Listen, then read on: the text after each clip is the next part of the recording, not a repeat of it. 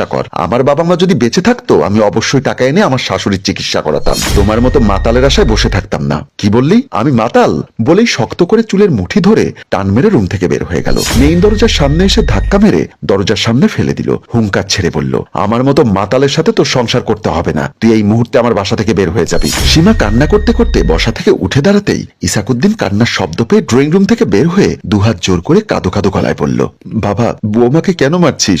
যত রাগ আছে আমার উপরে দেখা, তবু এই ভালো মেয়েটার গায়ে হাত তুলিস না। তার মানে তুমি কি বলতে চাও ও ভালো মেয়ে আর আমি খারাপ? আমি তো তা বলি নাই রে বাপ, আমি আর কোনো কথা শুনতে চাই না। তোমরা এই মুহূর্তে বাসা থেকে বের হয়ে যাও। আমাকে টাকাগুলো দে বাবা, আমি এক্ষুনি বাসা থেকে চলে যাচ্ছি। আমি তো বলেছি আমার কাছে কোনো টাকা নেই। সীমা বলল, বাবা আপনার এই কুলাঙ্গার ছেলে মদ খেয়ে জুয়া খেলে আপনার সব টাকা উড়িয়ে দিয়েছে।